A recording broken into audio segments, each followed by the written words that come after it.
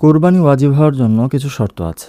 এই শর্তগুলা যদি কারোর মধ্যে পাওয়া যায়, তাহলে তার কাছে টাকা পয়সা না থাকলেও তাকে কোরবানি করতে হবে। ঋণ করে হলেও তাকে কোরবানি করতে হবে। আর যদি এই শর্তগুলা কারোর মধ্যে পাওয়া না যায়, তাহলে সে যত সম্পদেরই মালিক হোক না কেন, তার উপর কোরবানি করা ওয়াজিব হবে না। তার মানে কোরবানি ওয়াজিব হওয়ার জন্য একমাত্র কারণ সম্পদ হওয়া বিষয়টা এমন নয়, বরং আরও কিছু কারণ আছে, কিছু শর্ত আছে। আর এই শর্তগুলোই আজকে আমি আলোচনা করব। কোরবানি ওয়াজিব হওয়ার জন্য শর্ত হচ্ছে 5টি। 1 নাম্বার হচ্ছে প্রাপ্তবয়স্ক হওয়া।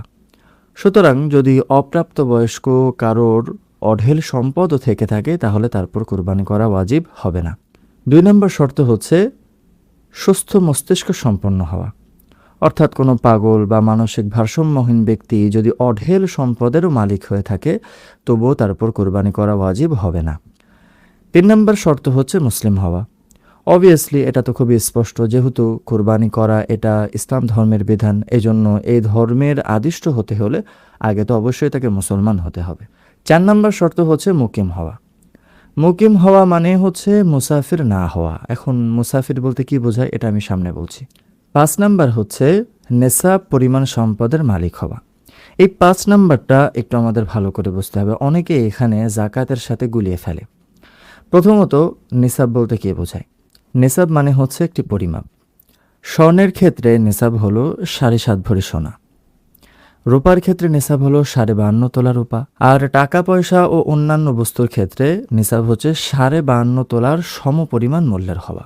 এখন এই পরিমাণ সম্পদের মালিক কেউ যদি 10 জিলহজ সূর্যোদয় থেকে শুরু করে 12 জিলহজ সূর্যাস্ত পর্যন্ত এই সময়ের মধ্যে মালিক হয়ে থাকে, তাহলে তারপর কোরবানি করা ওয়াজিব, তাকে কোরবানি করতে হবে। এখন কথা হচ্ছে যে এই যে আমি নিসাবের কথাটা বললাম, এটা গণনা করবেন কিভাবে? এইখানেই হচ্ছে প্রধান সমস্যা। অনেকে জাকাত আর কোরবানির নেশাব এক করে ফেলে। জাকাতের নেশাব তো 3টা সম্পদের ক্ষেত্রে আসে: সোনা, রূপা, টাকা পয়সা এবং ব্যবসায়িক পণ্য। কিন্তু কোরবানির নেশাব কিন্তু শুধু 3 প্রকার সম্পদের উপর আসে না।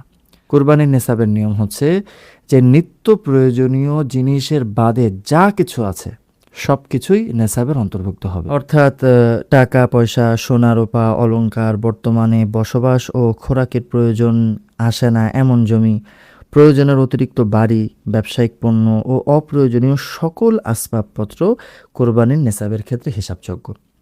অর্থাৎ আপনি শুধু জাকাতের যে 3টা বিষয় আছে, যে 3টা সম্পদ আছে, এতটুকুর উপরেই সীমাবদ্ধ থাকবেন এবং হিসাব করে দেখবেন যে আপনার কাছে এই পরিমাণ সম্পদ মিলে নিসাব হচ্ছে না, তাহলে জাকাত হবে না। বিষয়টা কিন্তু তা না। আরেকটা বিষয় হচ্ছে জাকাতের ক্ষেত্রে বছর পূর্তি হওয়া শর্ত।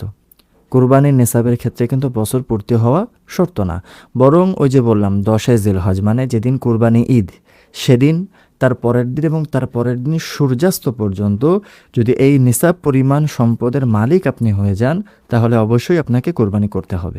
এমনকি যদি 12 জিলহজ সূর্যাস্তের একটু আগে আপনি নিসাব পরিমাণ সম্পদের মালিক হয়ে যান, তখনও আপনাকে কোরবানি করতে হবে। তো সার কথা হলো যে নিসাব পরিমাণ সম্পদের মালিক হলে তাকে কোরবানি করতে হবে। এখন ওই যে 4 নম্বর বিষয়টা, মুসাফির না হওয়া, মুকিম হওয়া, এটার ব্যাখ্যাটা বলি। মুসাফির কাকে বলা হয়? মুসাফির বলা হয় যে ব্যক্তি 77 কিলোমিটার দূরত্বে যাওয়ার নিয়তে নিজের বাসা থেকে বের হয় এবং তার নিয়ত থাকে সে 15 দিনের কম থাকবে। যদি 15 দিনের বেশি থাকে তাহলে আবার সে মুসাফির হয় না।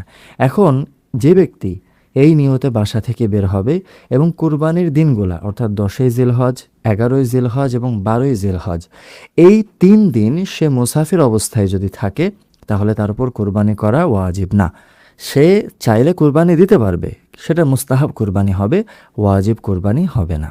তো আজ এই পর্যন্তই। ইসলাম সম্পর্কে আরও বিস্তারিত জানতে চ্যানেলটি অবশ্যই সাবস্ক্রাইব করুন, লাইক করুন এবং যারা কোরবানি এবার দিচ্ছে তাদের কাছে অবশ্যই ভিডিওটি শেয়ার করুন।